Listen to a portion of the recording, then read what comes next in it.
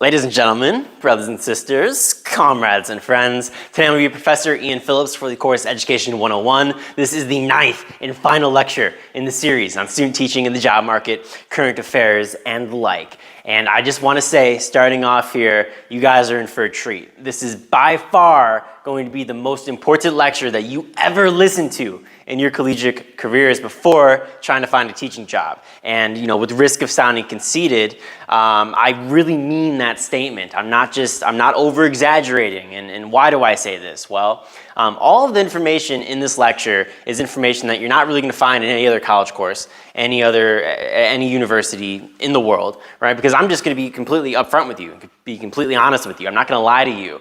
And I gave a guest lecture at Cleveland State University last year on student teaching in the job market, and just talking about some of the trials and tribulations, the pitfalls of student teaching, and why people really need to take it seriously, and how you can go about applying for a job and having the best chance of getting one that you actually want and not one that you just have to settle for, if you can even find a teaching job at all, which in most cases that's going to be pretty unlikely unless you really pay attention to what I'm telling you today.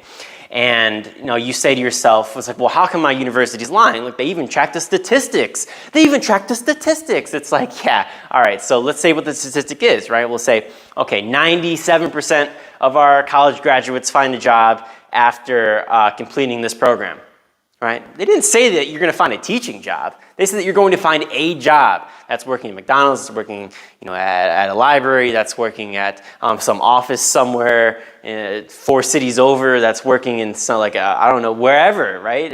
Retail, right? It doesn't have anything to do necessarily with being in teaching. And I was reading an article by The Guardian, I believe about a year ago too, right around that same time when I was preparing for that lecture. And I mentioned something around new graduates in the field of education. So you're just coming out of your teaching program, that you just spent 5 years getting that licensure and degree, or you spent 5 years of your life getting that, and you spent a lot of money to attain that distinction, right? As you get out, you have about, I think it was like a 55% chance of actually finding a teaching position within like a year or something like that, right? Or not a teaching position, a job in education, right? And so you say to yourself, well, you probably saw the distinction as I messed up my little line there, right? But I didn't say a teaching job. I said a job in the field of education, which, look, that could be a substitute teacher, that could be a title teacher, that could be a tutor, that could be a paraprofessional, that could be an aide, right? That has substitute teaching, these huge long-term subs, right? That has nothing to do at all, in the least, with becoming a general classroom teacher, which is what you went to school for. You didn't go to school to be a paraprofessional, because you can do that without a degree. And you don't got to spend thousands of dollars and 5 years of your life getting to that position, right? So, hey, look, you say to yourself, well, is that worth it then? Should I, try my luck at being in that 50%? And maybe you look more attractive as the years go by. Or maybe you are able to find a teaching job, but just because you find a teaching job doesn't mean it's necessarily going to be the teaching job that you actually want and desire, or one that is able to pay the bills, because you're going to be at either a private school or a charter school, and yeah, they'll be a little bit easier to get a job there, but you're not going to make any money. You're not going to have any union protections. You're not going to have tenure. You're going to teach more classes. You're going to have to prepare for more classes. They're not going to take discipline as serious. I mean, people don't know what they're getting themselves into. And in this lecture today, I just want to, go over everything that you need to know to help you get a job, right? And you have very few things that are working in your favor. And, as a young student teacher, you don't realize that yet, but you will when you get into the job market. And so some of you guys will brush this off, and you'll think back to it if you ended up even watching it in the first place, and you'll think back to it in a year or so when you don't have a good job and you're struggling and it seems almost impossible to get a job because you're constantly getting rejected. And so you're going to look back at this and say, wow, they were right. I should have paid attention to them the first time around. And then, others of you, this might not even matter for. Maybe you're in a place where there is a teacher shortage. And in some places, that's just a lie. And the media likes to just, grapple onto it because it's a nice headline, right? You have, let's take the state of Ohio, for example, which is where I'm from. How many public school teaching positions do you think there are in Northeast Ohio, right? So all of Northeast Ohio, let's say a mile radius each way, or not, a 1 hour radius each way, so like a 2 hour diameter, right, in Northeast Ohio. Let's say take like Cleveland, for example, right? And where do you, how many jobs do you think there actually are? And this is, mind you, with lots and lots of teacher colleges around. Well, there's about 400 applicants for 15 public school teaching jobs. Now, there's other teaching jobs as well, right? But they're not going to be public school jobs, which are the most desirable ones. And even the public school ones, those are, to think that you have a chance of getting all 15 is just, I mean, that's just living in la-la land, because there's going to be nepotism and people are going to hook up their friends and colleagues that they worked for in the past. And so the idea that you're really competing for 15 jobs is like zero, and you're really competing for like 7 or 8 jobs. And those jobs are going to be filled for the next 45 years, right? People aren't going to just, step aside and let you take their position, right? If they get the job at, say, 25, they're going to be teaching for 45 years. Right? They're not going to retire until they're 70. Right? 45 years, that position is filled up. There's not going to be a single person who's going to take that role. And you say to yourself, well, how many, look, I mean, you're going through, 11 presidential terms in that time? I mean, the world's going to be completely different. I mean, heck, we might not even have teachers in 45 years. I mean, the ones who are tenured might stick around, right? But the AI is probably going to take over by then anyways. And so, I mean, look, this is extremely competitive, and people have no idea what they're getting themselves into. And so I just want you guys to face reality and, think about how small of a chance you actually have at getting a good teaching position. And again, it's different for some of you. Some of you might have a hookup somewhere, or maybe you get lucky the first time around. And hey, look, more power to you. That's awesome. I'm so happy for you. But the thing is like most people, that's not going to happen for. And so don't think that you're in that top echelon of applicants, because in most cases, you're probably not, because you don't have the experience yet. And I always used to hate people when they used to say that, because to me, my resume was about as polished as you could possibly get for a young teacher. And, I bought into the Kool-Aid. I thought there was a teacher shortage. And even if there is, you should still take it seriously as if there's not one, right? Because you want to get the job that you actually want. You want to make sure that somebody else doesn't beat you out from trying just 5% harder than you did, right? And so, but when I was a student teacher, my resume was ungodly. It was ungodly, right? I mean, I was 22 years old. I had 5 years of corporate experience, honors programs, every accolade, distinction you can possibly imagine, peer-reviewed articles, double major, dual associate's degree I had, about as close to 4.0 as you can get almost. And so, summa cum laude, the like. And then on top of that, I was also running student clubs and committees and founding them and running them as presidents, hosting these lively debates and discussions. And there's all these different things that I was doing. And, it really, it helped me get my job, right? But it wasn't the job that I wanted in an ideal world. And I didn't really know what I was getting myself into. And I wasn't prepared for some of these things, right? They'd ask you a question in an interview and you're just like, wait, I don't just automatically get the job? And it's just I don't know, that's how I was thinking in some regards, and you might think that's stupid, right? But, when you constantly hear there's a teacher shortage, I mean, you think you just got everything under control, or you think that just because you have an answer to a question, that it's the right answer. That's probably not true. Or even if it's not the right answer, it better be the answer that people want to hear, and oftentimes it might not be, and so you have to take that into consideration. And so today we're going to talk about facing reality. We're going to go over the importance of student teaching, the application process, as well as the interview.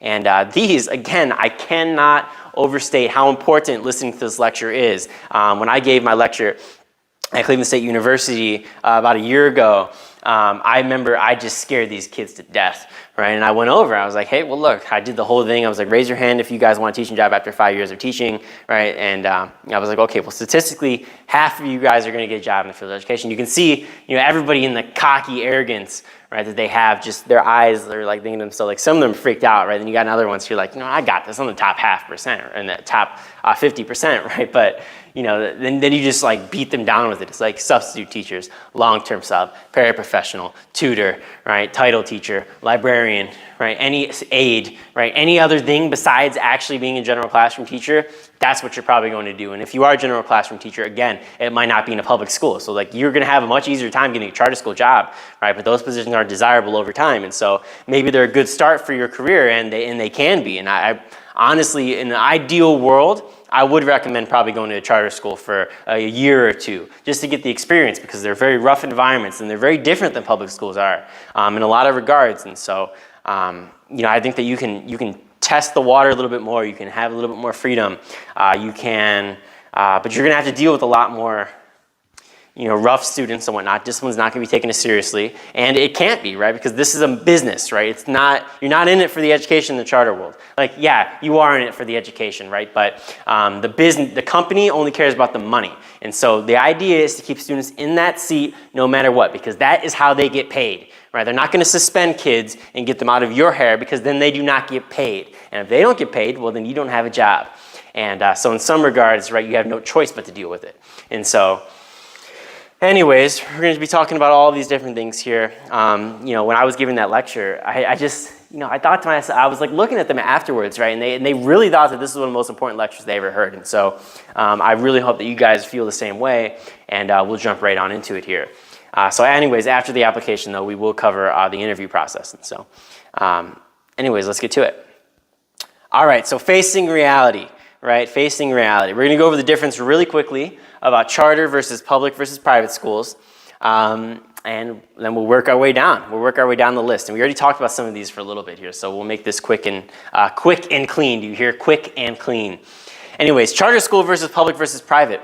When I was a student teacher, I had almost no idea what the difference was between these schools. And you say to yourself, it's like, well, I have a good understanding of what it is. It's like, but you really don't. Again, it goes down to the next bullet point here. You know nothing as a student teacher, nothing. And so your job is to really learn as much as you possibly can as a student teacher. And like, it sucks, right? Because you're not getting paid. Nobody necessarily cares about what you have to say that much, right? But you have to learn as much as humanly possible and make as many connections as you possibly can, because that's the only way that you can stand a chance of getting hooked up if somebody were to retire that same year, or maybe the following year for a teaching position. So that's very helpful. But also too, it really just helps you master your interviews, right? Because you have some experience underneath your belt, and you want to do as many things as possible, because you have to say as many things as possible in an interview. And so anyways, you know nothing, but charter versus public versus private school, I didn't have a bloody clue what was the difference between these.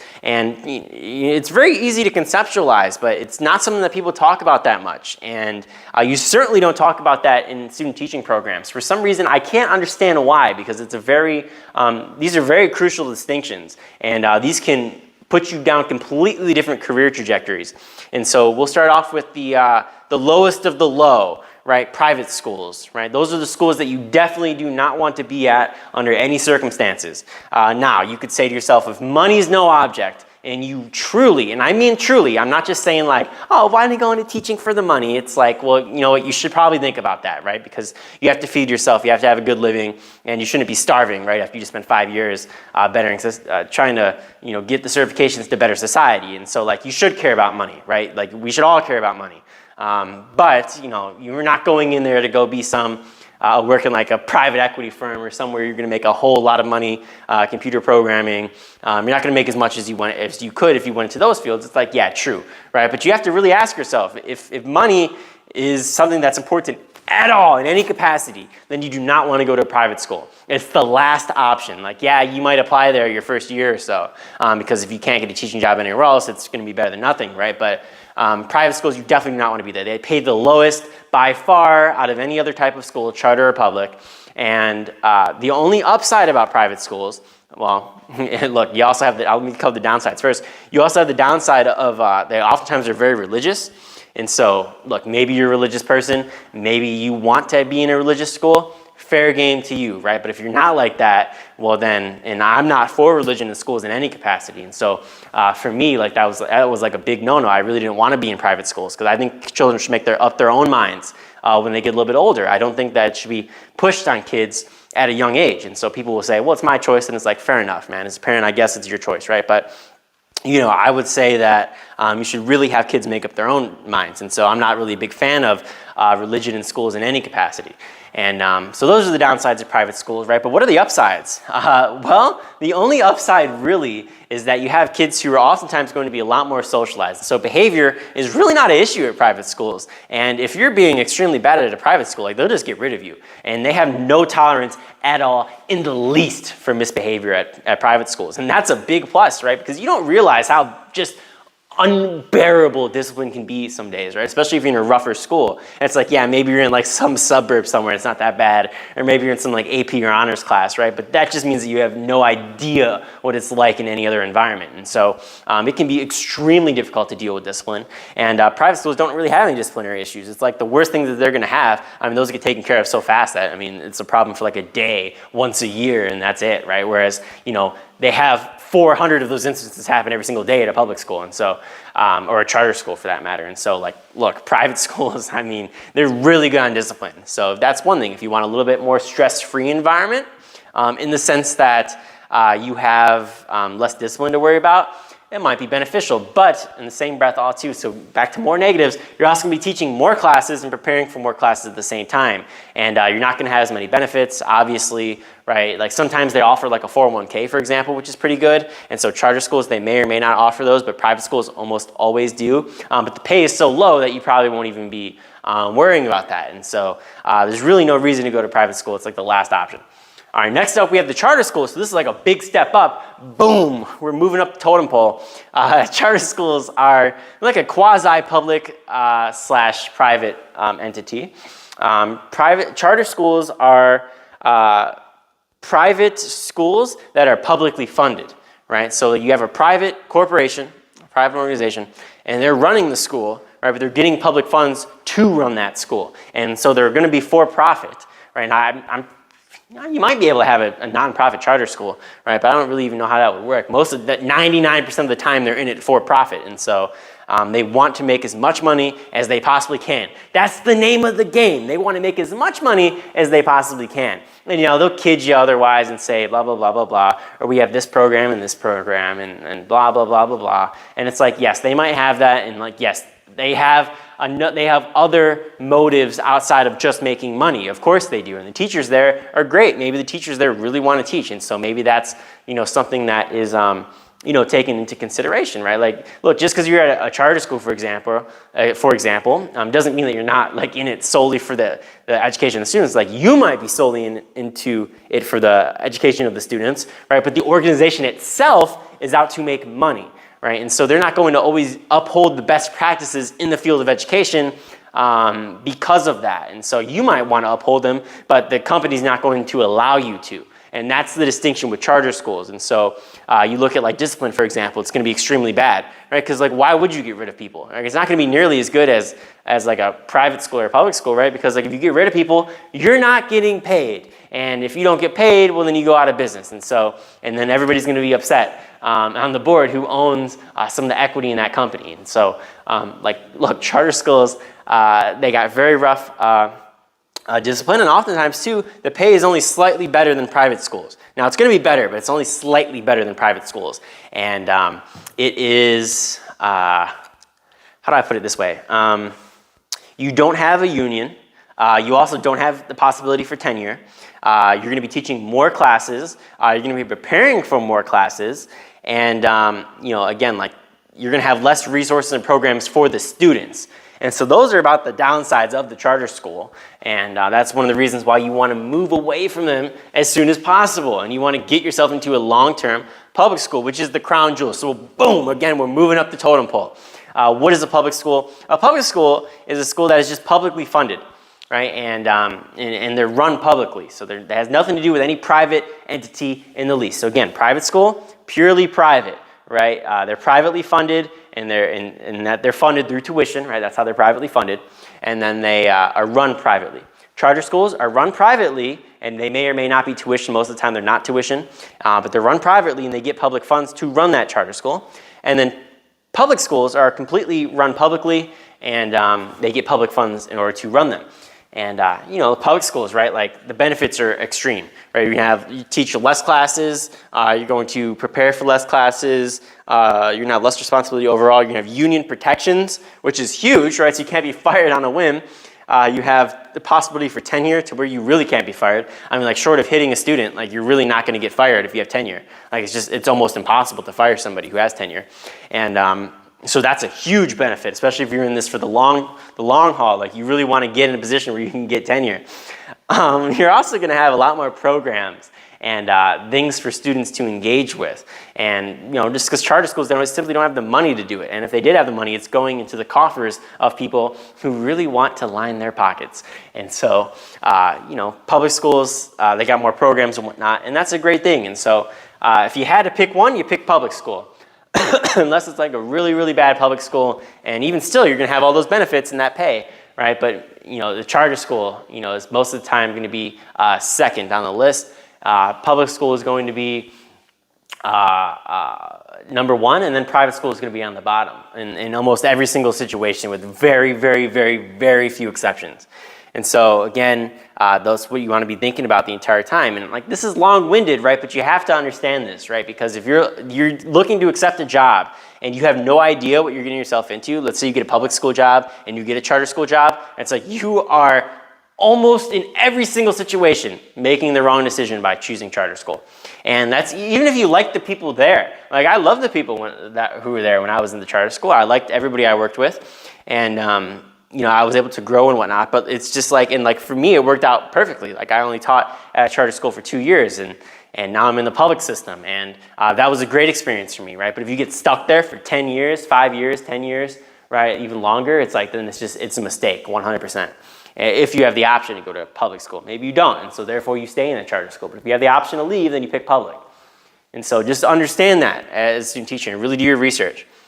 Next up here, so what are some of the advantages that you have as a young teacher, right? I've just been ripping into it, how you know absolutely nothing. You're just going to get eaten alive, and you probably will get eaten alive, right? Because you just don't have the experience yet. But what are some of the advantages? Well, the advantages that you have is that you are a new teacher, and you're likely young, and you're watching this lecture, and maybe you know someone who can get you a job.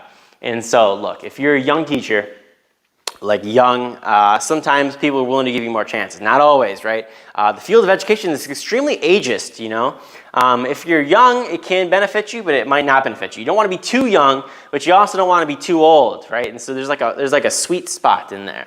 And if you're like 50, right, they're just going to look at you and not hire you, right? But if you're like, also 22, they're probably not going to hire you as well, because oftentimes you're just not as experienced. They don't like young people. And it's true. It's like, this is not like me just making this up. Like, talk to anybody. They don't like young teachers, right? I mean, it's not something that they don't like hiring them, right? And there's probably a reason for that, because young people oftentimes don't know what they're talking about. Now, some of them do. And, but oftentimes they really don't have the experience yet, right? Because think about it. Like, if you're a teacher of 10 years, you know so much more than the person who's never taught for a year, who hasn't even taught for a year yet. And, it sounds crazy, right? And like the learning curve, right, like you're going to acquire 95% of what you need to know in the first year, and then you're 92% or whatever that may be, right? You're going to cover almost everything that you need to know in the first year. And then after that, it keep going, right? But if you're just coming out of college and you had no experience yet, they're going to look at you and associate that youngness with inexperience, and therefore you get hit, even when you necessarily hit with the burdens of that, even if you shouldn't. And so, you're a young teacher, that might help you. But watching this lecture, and so if you're a young teacher too, yes, it can benefit you or harm you, right? But if you're a young teacher, you don't have to come in with a lot of experience. And if you don't come in with a lot of experience or high up degrees, like graduate degrees, for example, or more credits, then they don't have to pay you as much, which is a huge upside for the district. And in some regards, it is still a money game in the public schools, right? They do still care about money. It's not like it's some imaginary thing anymore, right? It still doesn't go away. But they're going to be a little bit less strict with it and stringent with it. They're going to be able to have a little bit more maneuverability in terms of hiring and whatnot. And so imagine this, right? Like, you're a teacher who's taught for 6 years and you have a master's degree and you're like a prime candidate for a teaching job, right? Well, if you're not doing all that you can and your answers sound just as good as somebody who only has a year of experience and no graduate degree, they're going to take the person with a year of experience every single time. And the reason for that is because, if you're old and you don't have good answers to this, right, then why would they hire you? It's like when they can train a young person, hopefully they develop in those other 5 years that they have to catch up to you. Maybe they'll develop even better than you can, right, if they're already at the same level as you in terms of their answers and whatnot. And so, I mean, yeah, you might have more experience, but it doesn't necessarily mean nothing if you're not doing anything beneficial with it. And so, look, they're going to hire the person who's, costs 20, 25 grand less. Like, why are they going to hire you, right? They can hire way more people if they did that for every single candidate, and they'll save hundreds of thousands of dollars across multiple people for the entire school. And it's like, why would they hire the people with the most experience and most degrees? And so it can be very detrimental sometimes to get into a situation where you have a very high up degree and you have little experience, right? Because they might need to pay you more, especially if you don't know exactly what you're talking about. And hopefully you do. Hopefully it comes with that degree that you're earning and your interest in the field and some of your experience and wisdom that you accrue over time, but maybe it doesn't, and that's when it can really harm you. And then also too, maybe you know someone who can get you a job. And so there's a lot of nepotism in the field. The field of education is extremely nepotistic, right? And like, why wouldn't it be, right? Because like, if you can hook up your friend for a job that they can stay in for 45 years and have, all union protection, summers off, every single break, holiday, they can get great pay, protections, the like, good benefits. They can teach what they like, talk about that all day, have a nice, helpful role for society. Why would you not want to hook them up, right? And you say, well, in some situations, some people will say, you wouldn't hook them up unless you know that they can do the job. And they can do it very, very well, so it reflects good on you. And some people might think that way, but they don't really implement that in practice. So they'll just hook people up even if they're not necessarily the best candidates. And when people put in a good word for somebody, it can go a long way. And when people are adamant on hiring their friends, even if they're not necessarily the best, it's just it's like a trust thing in some regards. They want to keep their circle very close, and they don't want to necessarily bring in outsiders. And you're the outsider in the equation. So if you know somebody, that's like a huge thing, and you should pull those strings. Don't feel self-conscious about it. It's not something that you should really brush off and be light about it, because it can really help you out as a new teacher. And people aren't talking about this as much as they should be. Nepotism is huge. I was reading a study the other day. I think it was like 75 to 85% of all positions in the world are filled through some form of nepotism. And you say to yourself, well, what qualifies as nepotism? Well, it's in some form. So even just simply saying, hey, look, I got a person who might be good for this position, just take a look at their resume. That's nepotism still, right? It's a small degree. It's not saying, look, man, like, it's not like having like a full-on meeting and saying, blah, blah, blah, blah, blah. This person would be great for X, Y, or Z, or somebody who really knows somebody and can hook them up immediately. Just any form at all, right? It's extremely high. So even if you were to go to a lower number, such as 50%, I mean, that's just taking half the jobs off the market instantaneously ripping them away from your hands. And so you have to be aware of these things and pull the strings all you possibly can as a young teacher, and use all your connections that you can, even once you accrue experience, and maybe it will get you somewhere.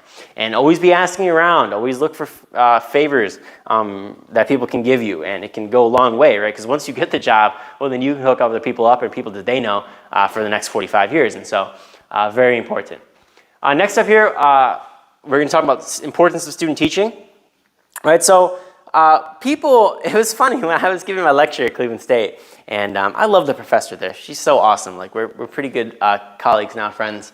And, it's like a big push to talk about student teaching and like how it can be beneficial. And like, I was trying to think for the life of me, I'm like, why is student teaching beneficial in the least, right? Because it seems like a very parasitic practice where they are extorting people, essentially, right? You're not going to get your license unless you do the student teaching by working for free, right? So you're probably going to have to quit your job, and you're going to have to take a whole semester off and then just focus solely and pay money to focus solely on teaching for free. Like, it doesn't really make much sense, and there's not that much logic to student teaching.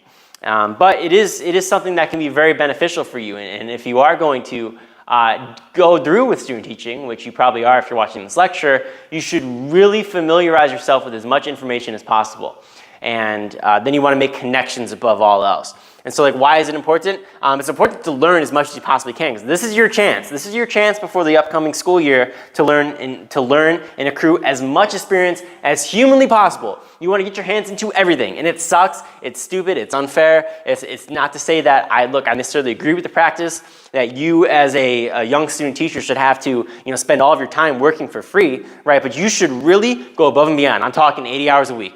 And I mean that. I'm not just saying that. And the reason I say this is because you're going to be not only a better teacher, right? So just even throw that out the window, not even a better teacher. It's going to help you get a job because you actually have experience and you've done X, Y, and Z, and you know what X, Y, and Z is, right? Whereas somebody else who didn't do that, they're not going to know anything. Like, we just go through the motions. Like, when I was a student teacher, I just went through the motions because I didn't think it was going to be an issue in the least to find a teaching position, right? But then I realized, once I got into the first year, I was like, whoa, like, this is almost impossible to find a teaching position. I was hit like a deer in the headlights, right? And so, look, you want to learn as much as humanly possible, right? Go to every single IEP meeting, review all the IEPs, read them up and down, learn what 504 plans are, learn about their disciplinary system, track everything, right? Try to improve the system in the least. Start little projects, try to start little clubs, do anything that you possibly can. Do a million different lesson plans. You would collaborate with people. Try to start as any little type of committee that you possibly can. Anything. Get involved in some form of leadership role, even if you're not going to be there long term. Just you got to do something. You have to try to do as much as you possibly can. And then, too, above all that, you want to network as much as possible. And I've always hated the people who said networking, right? It's you'll read a Reddit thread, for example. People would just talk about networking. Look, this person should only go to this graduate program, so that way they can network. And if they get an MBA, then they can network with other people in business and they'll get a really good job. It's that is just so stupid, and that means that you have no idea how things work in the least. And it's just the idea that would just fall on your lap is zero, right? And so who you're networking with, the other students who have nobody in their pocket, right? It doesn't make any sense. And maybe you have people who can hook you up, and it's yes, it's better than nothing, right? But I just want you to, all I'm saying is that it's not necessarily it's not necessarily a clear path between networking and then finding a job, right? It's most oftentimes it's not going to be the case. And so yes, you can network, right? But it's not always going to lead you where you want it to. And so it's better than not doing anything at all. So go up to other teachers in the school, every teacher in the school, and I mean that, every single teacher in the school, introduce yourself. Try to talk with them. Go to staff events outside of work, right? If you guys are going to a bar or something, or a restaurant, go there. Communicate with people. Try to have a good time. Be personable. Talk about things that they want to talk about. Acquaint yourself with the students as well, because they're going to know the students and you don't know them. And so it's sit there and just study a list of the names of students and memorize their faces and just go over that with yourself constantly, so that way you can have some good rapport with these teachers, right? Because that's what they're going to talk about. They're in the field of teaching, and a lot of them are there because they really enjoy it. And you're going to enjoy it too, right? But they're there to talk about their students, and they're there to better their school, and that's going to be the majority of what they talk about. Now, not always. Some teachers aren't going to talk about that when they get to little gatherings and whatnot, but that is going to be a big chunk regardless of what teacher group that you are with. And so you have to be able to talk about that. It's going to give you one thing that you can instantly talk about. And then just be able to talk about yourself as well, and just have some other interesting things about yourself, just things that you can throw out in conversation. But look, make connections with these people. They're extremely important, right? Because they have a lot of influence. They've already made it, right? They've already made it. You haven't made it anywhere yet, but they've already made it there. And so they can help you out and get that job, right? If somebody retires in the next year or two, who's going to be at the top of the list? You are, right? Because you made good allies with them. And when you see a teaching position open up and you were keeping in contact with those people, then you can reach out and say, hey, look, I saw there's a teaching position open. Can you please get on your hands and knees, right? And be please hook me up for a teaching job, right? And it might help you out. And so make connections above all else. That's the only importance of student teaching, right? So familiar yourself with everything, so that way you're deadly force when you go into an interview. You have some good experience. You've done things. You've made accomplishments. And then you have accomplishments under your belt. And then make connections, right? Extremely important, extremely vital. Next up here, the application process, right? So you've made it through the student teaching. You understand the field now. It's probably a little bit more murky than you once thought. And again, some of you guys, that won't be the case. And I hope that's not the case for you. But in a lot of situations, that is going to be the case. And especially any major city, good luck. It's going to be extremely difficult for you. And so, but you made it through there. You recognize that it's difficult now. What can you actually do to help you out and to make sure that you are somebody who is at the top of the list, and that you are not going to be overlooked, and that you can actually get interviews. You can actually get interviews. So that's very important, right? And so if you're putting in an application, who's to say that they can't just take your resume and throw it in the trash? Why? What's the process behind that? What are some things that you need to take into consideration? What's very interesting is I was a corporate recruiter for 4 years. And for 4 years of my life, I would recruit people, and I've looked at thousands and thousands and thousands of resumes. And oftentimes the system will automatically pull resumes. And so it's very rare that you have somebody that you're actually recruiting who just is not meeting all the requirements that the system is pulling out. And so any application system, they're going to immediately highlight keywords. And if you don't have keywords, then you're not going to be in any pool for consideration in most cases. And so let me take a drink of my water. You're not going to be in any pool for consideration at all if you don't have the proper keywords. And these keywords are just the first step, right? But there's a whole other list of things you have to do to help your application. So look, I know what I'm talking about when I talk about applications, and I'm probably the best source in the world for teacher applications, right? Because I've went through everything. I've spent literally hundreds of hours, if not thousands of hours, thinking and brooding over the best applications and resumes that are humanly possible, right? And you say to yourself, it's like, look, what distinguishes, is one minute detail really going to make a difference? And it's like, maybe it doesn't, right? But you should at least try, right? Because if you're wrong, you have everything to lose. If you're right, you have everything to gain, right? So you just have to, you got to go through these motions even if you don't want to. Like, it's not fun, but some things that are worth it aren't necessarily fun on the journey to getting there. So anyways, you're going to check jobs every single day when you're looking to apply places. And I mean every single day. And a good way to check jobs is sometimes a lot of these application softwares, for example, in like Ohio, and I think some other states as well, they use what's called AppleTrack. And AppleTrack is it's a K-12 program from Frontline, and there's a website called K-12 JobSpot, and you can instantaneously look up every single teaching position on AppleTrack within a certain radius from your address that you put down on AppleTrack. And so it'll immediately tell you all the public school jobs, because that's mainly the people who use them as public schools. And then not only that, on top of that, you can also use Google Jobs. And you can type in social studies jobs near me, or English teacher jobs near me, or intervention specialist jobs near me, and it will pop up, and you can define it by the radius or how long ago the job was posted, so that way you can be the first person to apply. And I would really only use those two things. And maybe if you don't have one that's like an overarching software to search for things in terms of like an application software, which is where you're applying for everywhere, then you should do like Indeed, for example, something like that, maybe Monster, and that will really help you out. Because you want to be the first person to apply, right? It's not, because like, look, right? I know people who are in positions of power, and positions, if you want to call it that, and they hire people, and they'll get 100 resumes, right? 100 resumes.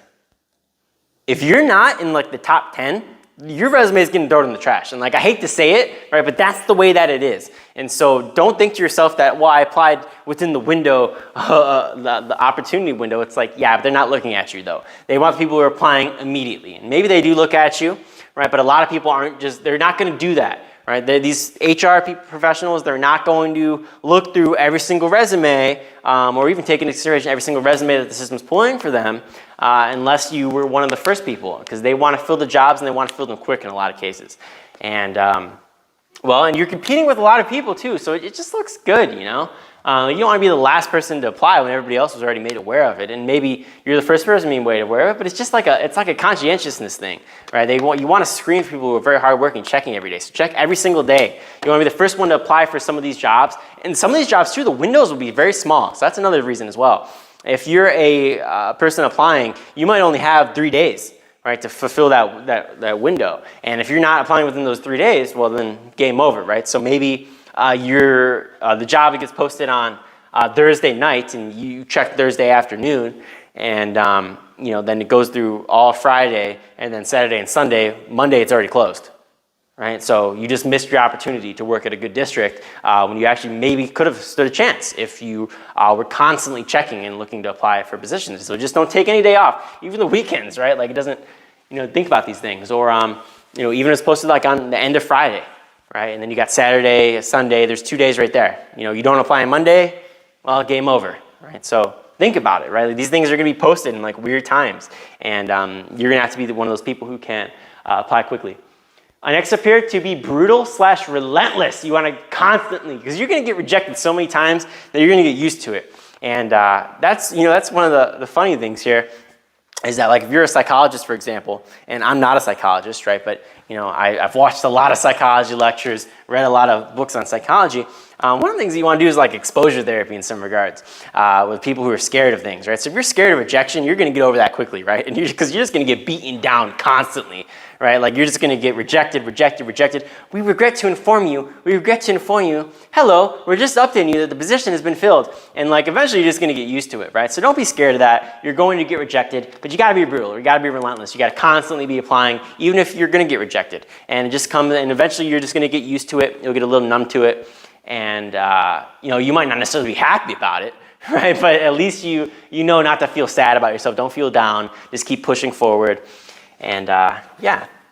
Next up, few jobs, many teachers. Again, very few jobs. And it depends on the location, right? Every location is different. Like if you're in like rural Wyoming, for example, I'm sure it's like finding a teaching job is probably easy. Like I'm sure you just show up there and they'll just hire you on the spot. They probably won't even check if you have a degree, they'll just hire you, right? Whereas if you go to Northeast Ohio, which is where I'm from, I mean, God, you better be sacrificing your soul on like, I don't know, Mount Olympus or something, and like slaughtering goats and stuff and like, preaching them up to the school hiring gods, right? And so like, I don't know, like but I'm serious though, because it's like, it's that competitive. And if you're not being cutthroat and relentless, like you're going to have a very hard time. And so again, if some of you guys it won't matter, but for others of you will, and you should know what your area is like. Like you should also really know what your options are, because in some places, right, they're not going to take you seriously if you think, well, I got options, like, because in most cases you probably don't. Say, well, I can go to any other school. It's like, and you don't want to say that in an interview, but you say, I could go to any other school. It's like, but I'm choosing here. It's like, no, you can't go to any other school, and they know that. And so don't look like an idiot when you're going in there. Like, know that this is the position that's open. Why would you want to work here over the couple other schools that are available? And so you want to be referencing those other schools that are open in the area as well. And so don't just say like, well, I can go to any other school, because you can't. Right? So you want to say, well, I could go to this school, or this school, and I'm choosing your school because X, Y, and Z. Right? And it sounds a lot better because you've done your homework, you've done your research. Next up, references. Make sure you got some references done. Before your student teaching is even over, get references, get a lot, and get more than you need. Right? Because not everybody's going to have the best reference of you, because they're not going to know you as much. So try to make it a point to know people. Go above and beyond in their classes. So professors, former managers, people that you student taught with, and try to get some good references from them. And honestly, I'd aim for like 10. And I'm being serious. And like, I don't even have 10 references, right? But I would aim for like 10. And just so that way like you can dispense with some that if you're not going to use it. Because I wish I would have known that. Because when you're in college, you have a lot more people that you can reach out to for references. And when you start getting into the job market, like you don't necessarily want to always reach out to people for references. And the reason for that is because then you're telling everybody that, hey, look, I'm on the market, I'm going to leave, and word spreads quickly. Even if you tell them that it's not going to spread, even if you think that it's not going to spread, it's going to spread quickly. And people might look at you differently because of that. And they might say, oh, well, they're leaving, and so I'm going to start looking for a new position. They might just kick you out if you're at like a charter school, for example. Or maybe they'll say, they're going to look at you differently. They're going to say, well, their heart's not in it, right? And then that's the last thing you want, because then your life is going to be a lot more difficult. And so don't just hide it, right? And like maybe you can tell a couple people that you really trust, but that's it. Don't tell anybody else. And so references is huge. Questions and wording. So on every single teacher application that I've ever read, you need to have a couple questions that are answered. And these questions are different, right, depending on the school that's hiring you. But generally speaking, a lot of times they're oftentimes the same.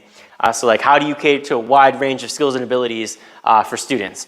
Or something like that, right? Like that's a good question, right? And when you answer these questions, you have to, it's not like a one paragraph thing and it's done. Or it's not like I'm going to answer this for 20 minutes and then I'm done. Like you should spend 10 hours on these questions. And I mean that. Like I'm not just saying this, right? I'm not just saying this because I want to sound cool, or like I'm trying to, force you to do something that's just, and again, nobody's forcing you to do anything, right? But I'm not just saying this because, I want to sound cool, right? Or somebody who's like saying like, oh, it's a lot harder than it is. It's like, no, like you really should spend 10 hours on these questions, because if you don't, somebody else will, and they're going to have a better answer than you. And if they got a better answer than you, then why should they hire you over them? And think about it, right? Even if there's 50 applicants instead of 400, right? 50 people, right? There's a good chance that you're not going to have the best answers. So if you spend 10 hours, then there's a good chance you're going to have one of the top few answers, and they're going to actually look at you, and they're going to interview you. And you should better be able to back it up too. And like these answers, you want to draw on experience. You want to be completely formal. APA citations, 7th edition. Don't do anything else. right? Just do that. APA citations. Make sure your grammar is impeccable. Make sure your language is very bubbly, but not too bubbly. You want to sound as if you know things, but try to make it like in terms of like an APA format, but almost make it sound like a narrative in some regards as well. And so like answer the question straight up, but you also want to, put some personal flair onto that. Put some personal experience. And if you possibly can, you could even make it personalized for the district as well. Now, I haven't done that in the past, but you can. And so there's that, right? But then on top of that, right, so you're already doing like everything right. You also got to include keywords, which is the next thing here.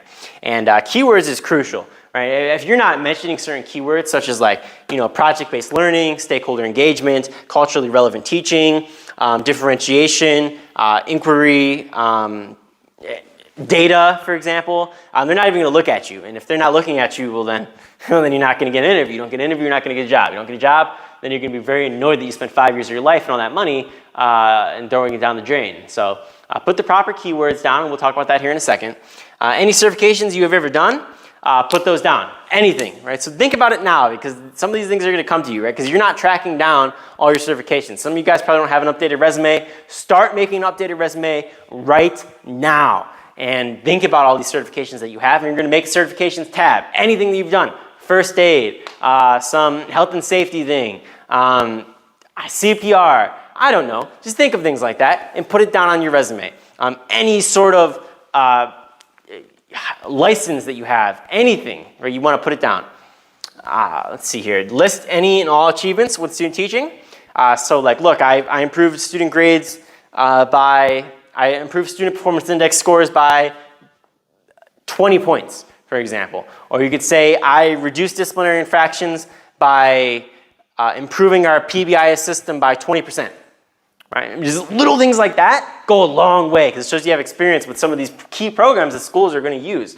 And as well as shows you how that you can manage data and you can actually make meaningful improvements to your students' lives and their learning. And so list any and all achievements in student teaching. Go above and beyond. Don't leave anything out. And it's very rare that you're going to leave something out. Sometimes you will if you don't have enough space. But try to keep your resume about 2 pages as a young teacher. I am a big fan of longer resumes or like CV style things. But a lot of people aren't. They hate it. And so look, list any and all achievements, but try to keep it within 2 pages. And don't cram it. Don't cram it. Like you cram it, but make sure that it's neat and they can easily retrieve it. And so maybe I'll even show you an example of my resume, which looks pretty darn good. So we'll go from there. But anyways, apply for licensing ASAP, as soon as possible. Do not wait. Apply for licensing immediately. The second you graduate from your program, and I mean the exact second your degree is conferred on your unofficial transcript, you immediately order the official transcript and you immediately apply online for a license.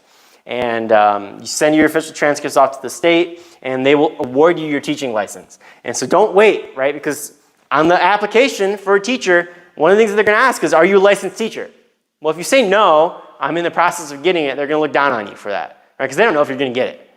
Right? And so one thing that you could do is you could put your state testing scores, like testing scores for the content test that you're taking to be a teacher, put those scores down in exchange for where the license would go in a PDF form.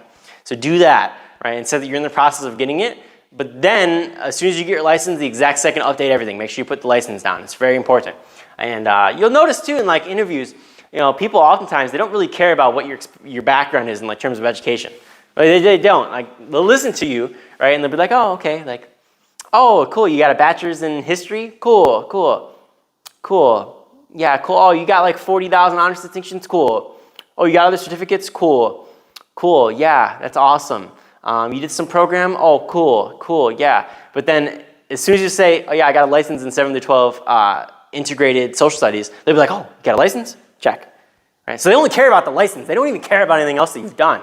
And so the license is huge. You have to make sure that you are getting that as fast as possible. Do not wait. It's annoying, but just don't wait. Anyways, apply for supplemental roles during the application. So this one's a little controversial. I didn't do this personally, but it can help you out. So if you're one of those people, and a lot of people are, I'm not one of those people, but if you're one of those people who really like sports and you are constantly keeping up to date with them and you've always wanted to be a coach, Oh my God, you should be checking every single coaching box imaginable. Every single box for a coach position, just check it. Along with the teaching position that you want, check it. Every single one. Any supplemental role, club advisor, this or that, check it. And the reason for that is if they can maybe kill two birds with one stone, they might do so. And because they don't want to just have to go through the interviewing process twice, maybe they can knock out it all in one go. And so maybe they'll end up doing that. And so, and again, these interviews are going to be different, right? But if they can knock out two birds with one stone, they probably will. And especially if you actually want the position, or at least you're telling them that you want the position. And so apply for supplemental roles, it can't hurt. And worst case, you do it for a year or half a year.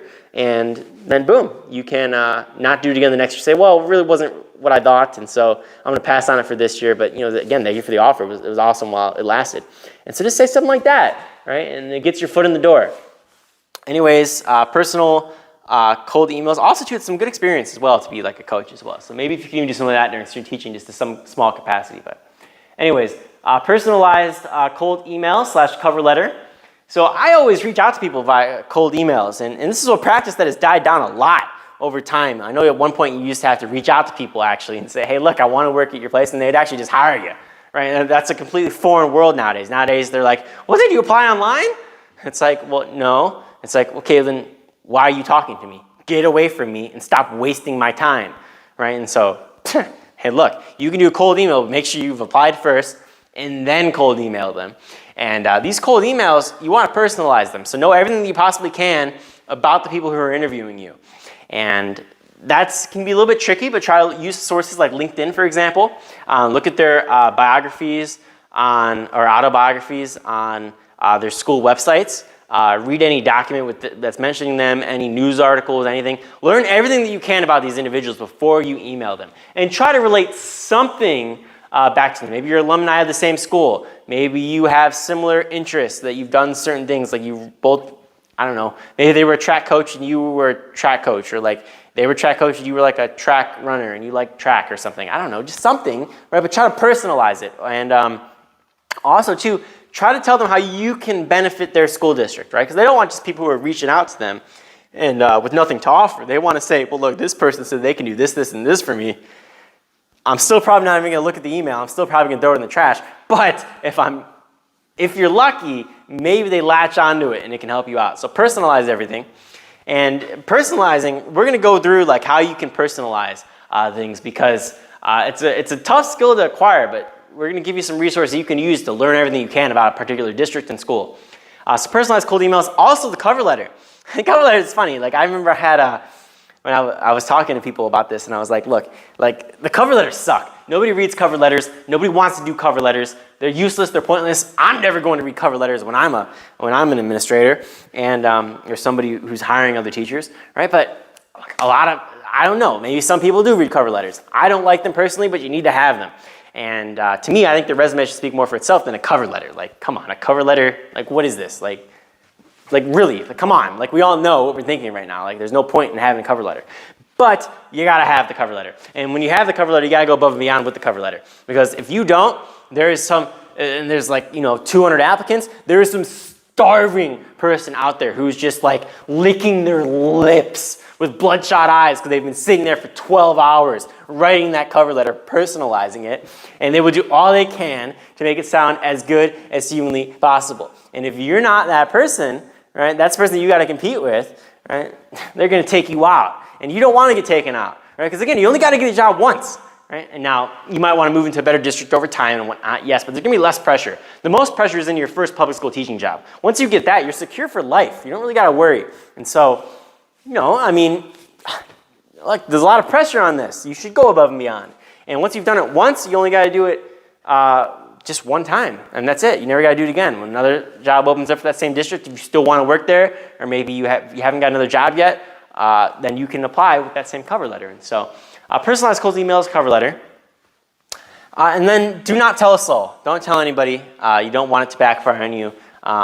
You can tell people, but keep it very minimal who you're telling. Make sure you trust them, and it can only benefit you by keeping your mouth shut, because you never know who's out to get you. And if you're in a position where people look down upon you for leaving, you don't want to be telling everybody that you're applying. So, Just put that into consideration. Anyways, the interview here. This is the last section of our little lecture. There's a lot of things here with the interview. So when you're going into an interview, it's not like, I feel like for some reason, it's not like a normal interview, right? Like you could probably interview for like managerial roles, places at most corporations or companies. You could interview for regular employee positions. And it's nothing compared to the teaching process. It's nothing. You have no idea how bloody difficult it is in comparison, right? Like the amount of information that you need to know in a teaching position interview, for a teaching position interview, in comparison to like just some manager somewhere, is just infinite. And if you're not taking it seriously, they're going to look at you like this person's inexperienced. I'm going to go with the person with more experience and not going to hire them. And if you're not polished, if you're not taking everything seriously, you're not personable. I mean, there's so many factors, and they're just going to leave you. You're going to get left behind. And so, anyways, here we go. Be prepared as humanly possible. You want to go in knowing more about their school than they do. You want to know everything, every helix of every strand of DNA about that school. You want to know. And there's a lot of ways to find out that information.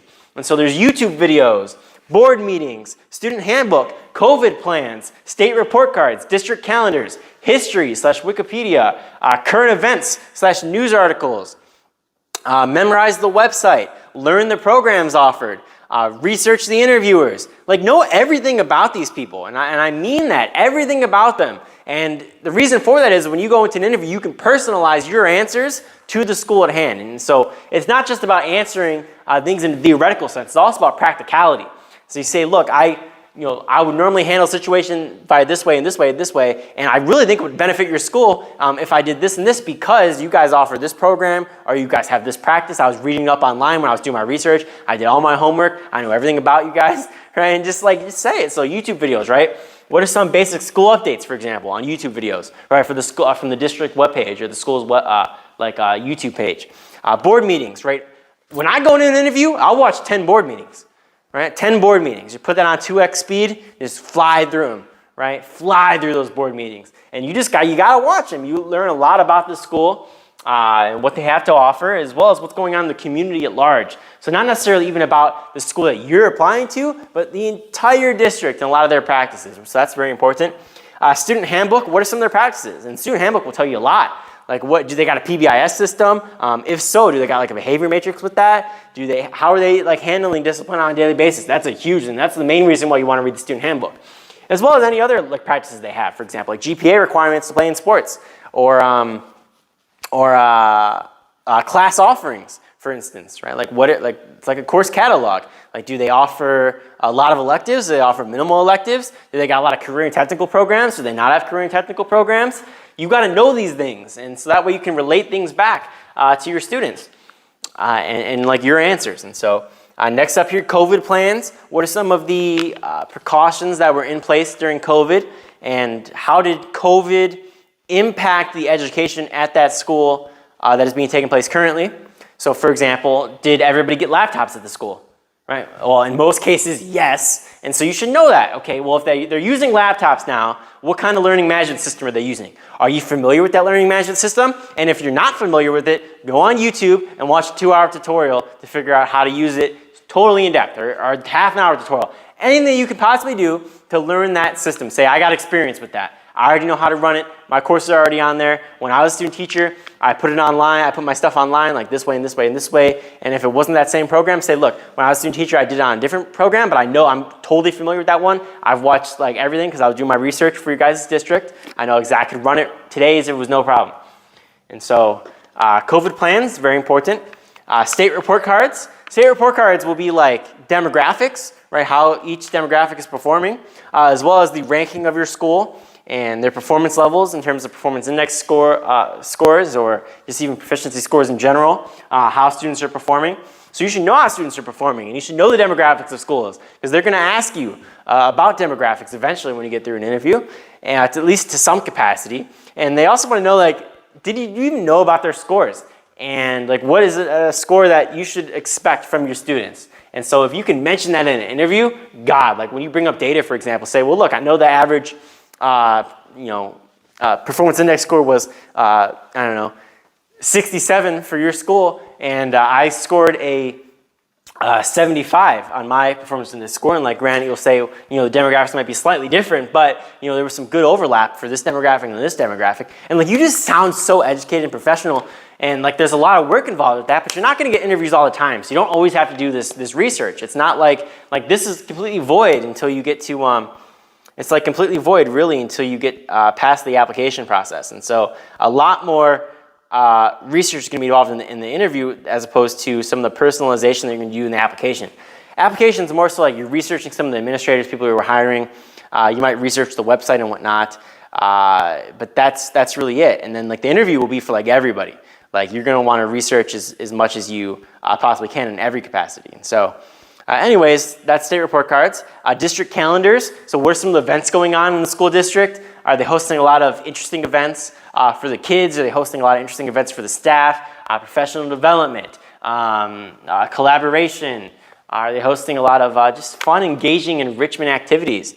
And you should know these things. Are they reaching out to local community members and whatnot? Do they got any partnerships with them?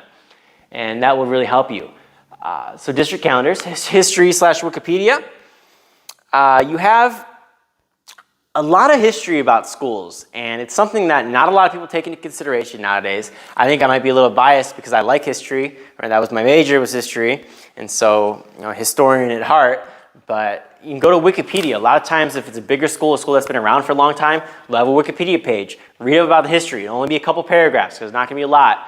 And then go about the history itself. Just find some news articles that you can find online and just read up a little bit about it. If the school was named after somebody, research who that person was and read everything that you can about them for like at least a few hours. And so like when I was interviewing for a public school position, one of the things that I did was read the book of the person who the school was named after, Longfellow. And that was pretty interesting. And so I read the Song of Hiawatha, and it was really cool. Like I got to learn a lot in the process about a cool author, and because schools aren't just named after people who are uninteresting, right? So you get to learn a little bit of history. You learn a little bit more about the community that you're going to be in, because that's where you're going to be. You're going to be teaching in a community, so you learn about the history and whatnot.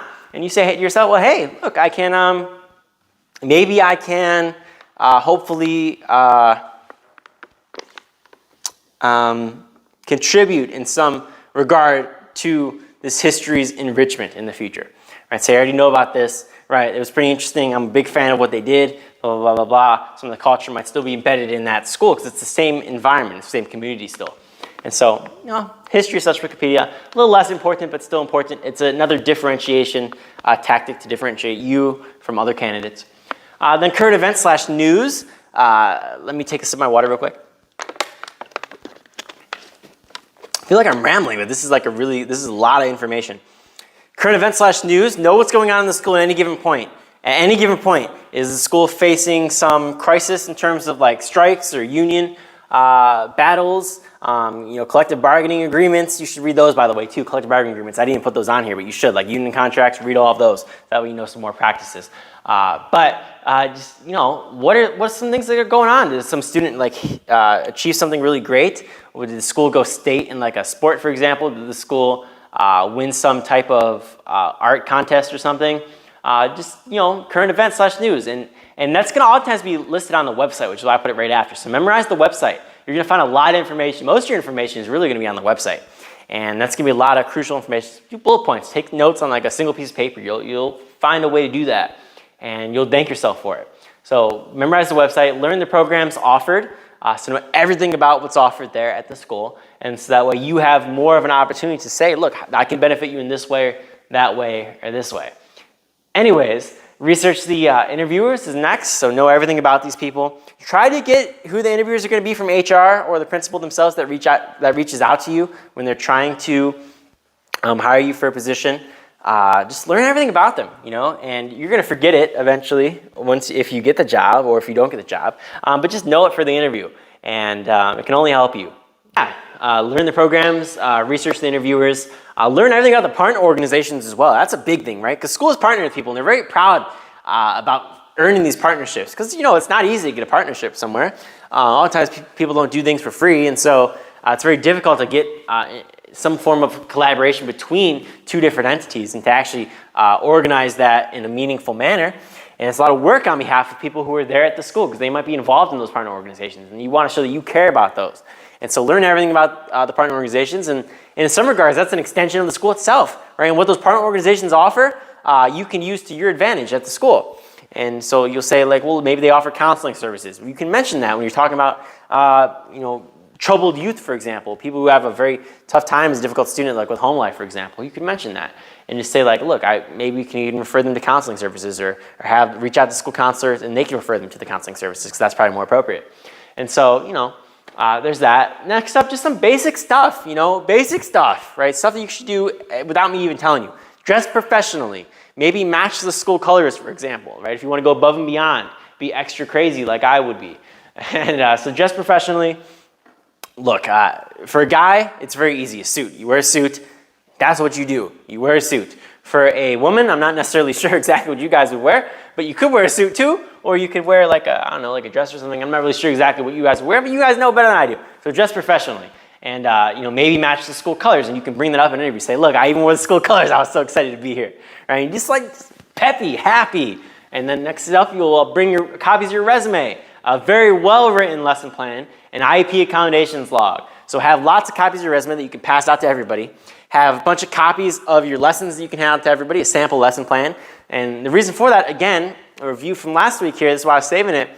You can go over your thought process on paper, because they don't know how you teach. They know nothing about you, right? But if you can effectively put down your thought process, translate that thought process that you have for making lessons onto paper, and make sure it's a good lesson too, so one of your better lessons, then they'll be able to see how you are as a teacher, and maybe it works against you, maybe it doesn't, but I think it'll work in your favor, because not everybody's bringing copies of lesson plans. And another thing too is this sounds so stupid, right? But it's true. Just have something in front of you, right? A binder, some papers, something that you can refer to because it shows that you did your homework. Have some notes for the interview. Don't be afraid of bringing notes to an interview, right? Have a bunch of little bullet points on your notes too, things that you can remember. When you're waiting in the lobby, be reading your notes, right? Do everything you can to memorize as much information. Soak it all up so that way you can immediately recall it. Or if you can't recall it, look at the bullet point that was on your little note cards, your little piece of paper that you have in the interview, and you can refer back to anything at any time by just simply glancing at the bullet point here. Say, wow, look, I even wrote it down here because I'm just I was trying to really think of a good formal process, a way to express this. And you say, okay, so what I would first do is blah, blah, blah, blah, blah, or say I was anticipating this question, and so I even wrote it down here, but I pretty much got it memorized. But look, I would do this, and then look down when you're saying that, right? So it doesn't look like you didn't have it memorized. Or it's not just off the top of your head, because it can look smarter if you don't have anything, but in the same breath, even if you're prepared, it looks better to have something in front of you. Even have a little notepad too, so it really shows that you're really engaged and attentive. And even if you are engaged, regardless of having the notepad, just have it there, right? Because you just look more engaged. It's about perception. It's not necessarily about if you are or not. It's about how people perceive you to be. And so have the notepad and take some good notes, and you should take notes too, because you might forget things. And so if you're asking questions in an interview, that's really when you're going to use your notepad. Or if they're asking you a very long, detailed question, maybe you write down some notes, that way you get to the entire question. Because you will be under a lot of pressure, and you might be a little nervous, you might forget it. Next up here, IEP accommodations log. Bring that. It's just a great way to work in special education. And remember we talked about that there in a special education case laws lecture. It's not something that you have to do, but it's something that you should do if you have the time and the means to do so. And it can only benefit you, it can only help you, right? It can't hurt. And so do an IEP accommodations log to show that you're upholding IEPs, you know all about them, you take special education seriously, and you're able to differentiate for your special education students. Next up, bring a project example if applicable. Applicable? I never know how to say that word, but applicable?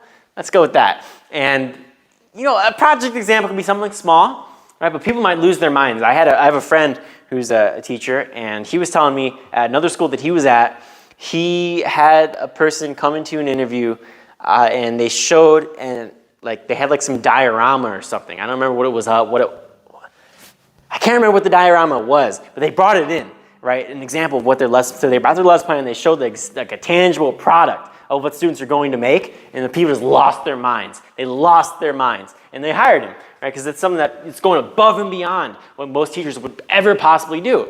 And so bring a project example if applicable. And you know, not everybody's gonna have to do this, and you don't have to do it, but it's just something that differentiates you a little bit more. So you have the time and means, just do so. And it can only help you. Next up, ask some basic questions: curriculum, classes, collaboration opportunities, etc. So at the end of the interview, they're always going to ask this every single time. Don't just look like you don't have any questions, right? Because you should have questions. And even if you don't have questions, just ask them anyways, or clarify things, right? So say curriculum.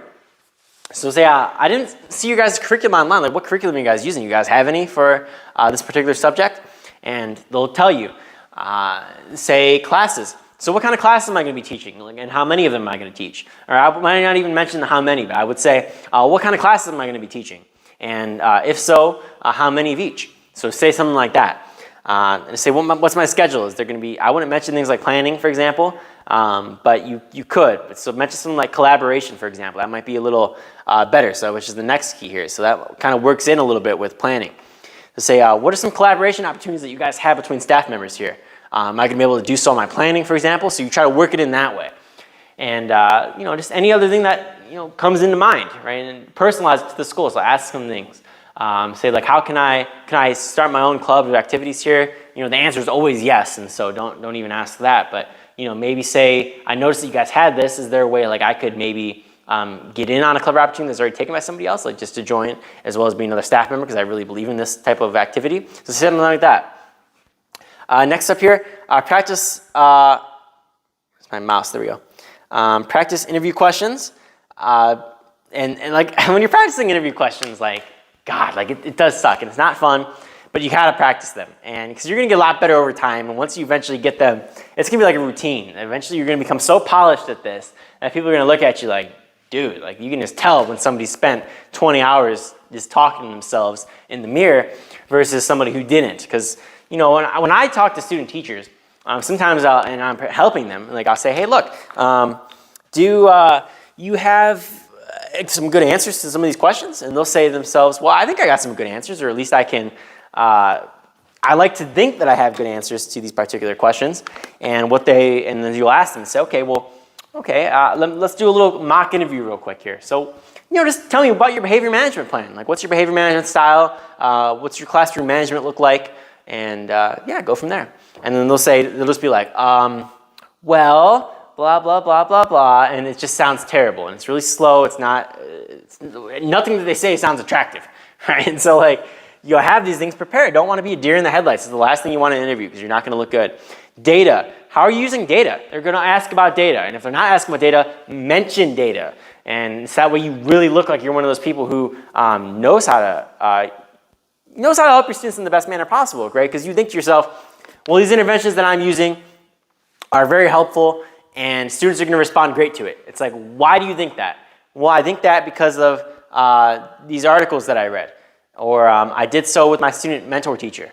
They're going to look at you like, okay, why do I care about that, right? What is the data analysis saying, right? If you're not running the data, knowing exactly how your students and your unique demographics and your unique classroom is responding, well, they don't really care what you have to say.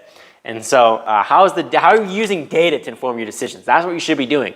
And like evidence-based practices with research articles, like, yeah, that's in there too, right? But you know, how are you using student data at your individual school? And how can that process that you're using data currently help you at that new school, right? So like you say, like I'm calculating performance index scores at one school. Are you going to do that at my school now? If I'm the interviewer, or are you just going to brush it off to the side because you just got the job? And they want to see that you're actually doing some of these practices, right? So it's not just about saying things, but actually doing them as well. So you want to be the best teacher that you can be. Next up, relationship building. How do you build relationships with your students? That's a big question. Technology integration. How do you integrate technology into the classroom? Differentiation. Describe some of your differentiation methods that you're using in your class. Tell me a little bit about yourself and some of your background. Collaboration. How do you collaborate with some of the other staff members that you work with? Current trends. What are some of the current trends that you've noticed in education, and how do you feel about them? Right? For let's say, what are some of the current trends in social studies that you've noticed, and how do you feel about them? Difficult students. How have you dealt with difficult students in the past who don't seem to be responding to some of your interventions? Right? Like, these are good questions. And these are questions that a lot of people don't have answers to, and they don't have answers to until it's too late. And so you want to prepare, and just go on Google, right? Like, Google will have a lot of interview questions, and just learn how to answer all of them. And if you can answer all of them, eventually they're a little bit tangential. Tangential? Is that the right word? You know, like there's like lateral movement between them. Like, you can, I don't know if that's the right word. Well, one question, if you can answer one question not exactly the same, you can answer other questions just as well, even if it's somewhat close. That's the way. I think it's tangential. Maybe I got that word wrong. I can't even say it. It's one of those words that tongue twisters. It's like a tongue twister to me. Anyways, difficult students. Also, too, about yourself is a big one. The about yourself really sets the stage for the interview. And the reason for that is because it's the first question that they're always going to ask every single time. And so you want to mention a couple big things about yourself. Right? And when I say big things, I don't just mean like your whole history. Well, when I was 4 years old, I did this, this, and this. Like, no. Mention some of your good achievements, things that you've done.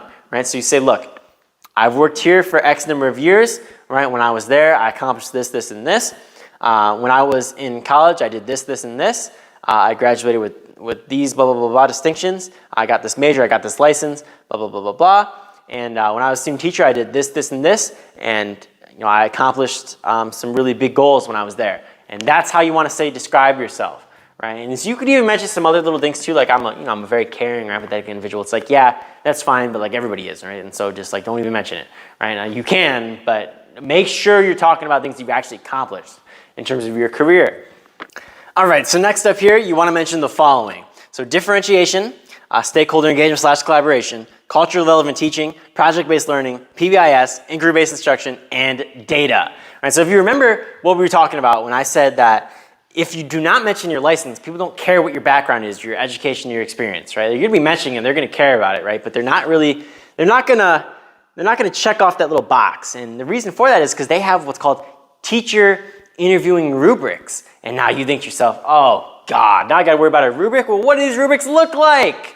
Well, you can look some up online, but essentially, there's just, really only what I'm telling you is what's important, right? They're going to worry about some keywords that are listed here, and they're going to worry about if you have a license or not. And then, because once you've met those certifications and qualifications, more can help you, but it's the minimum that you need to get in the door.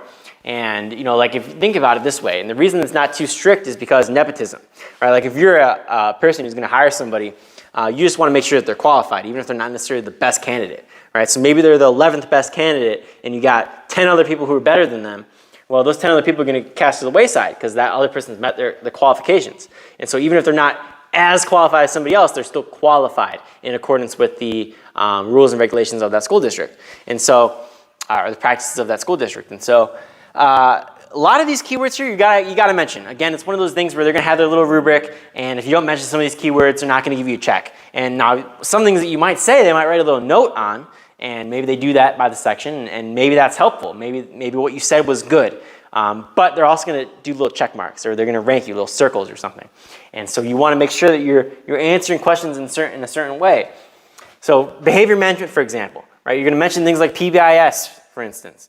Here we go. So differentiation, right? That's a keyword that everybody likes to hear. Again, remember, differentiation means so much, right, that essentially means nothing, right? People don't really like to accept that fact, I feel like, right? But differentiation, it means so much. Anything that you do is differentiation, and we have the benefit of students in mind. So differentiation, stakeholder engagement / collaboration, how you collaborate with people. It's a huge part of your job, right? You gotta mention that. You have to say that and say how you're doing it. Culturally relevant teaching, huge thing. You want to relate things back to student interest and student backgrounds. Project-based learning, huge. It's one of the biggest trends in education right now. PBIS, when they mention behavior management or classroom management, which is the same thing, right? PBIS, you have to mention that because every school uses PBIS. And like I'm sure there's some schools that probably don't, but you know, almost every school on the planet uses PBIS. 95+%, I'd say, uses PBIS, so you gotta mention it, right? It's like the best practice nowadays in education that people talk about. And so PBIS, you gotta mention that and say how you worked underneath that system and how you've benefited it. Inquiry-based instruction and data, you wanna mention how You're getting students to question things and critically think. So that's inquiry-based instruction. And data. Data. Underlying every single decision that you possibly make as a teacher. Data. Do not forget to mention data, right? Because otherwise you're just randomly wandering around blind. And maybe you get to your destination, maybe you don't, right? But if you have data, then you know exactly where you need to go. You can pinpoint your destination and by mapping out a good path to get there, right? Because you're no longer blind. You're actually working off of information here.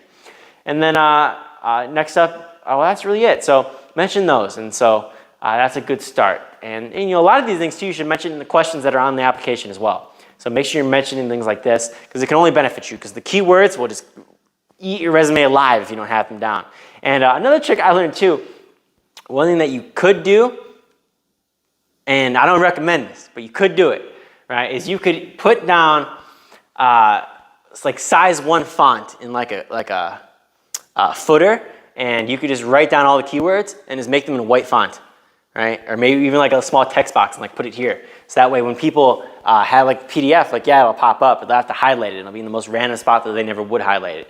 And so you could do something like that, but the system will tag your resume. And so if you're worried that you can't fit in a keyword, you might want to find a way to do so that way. Or another way to do that would be to have a skills section in your resume, which is more appropriate. And this is what I would recommend.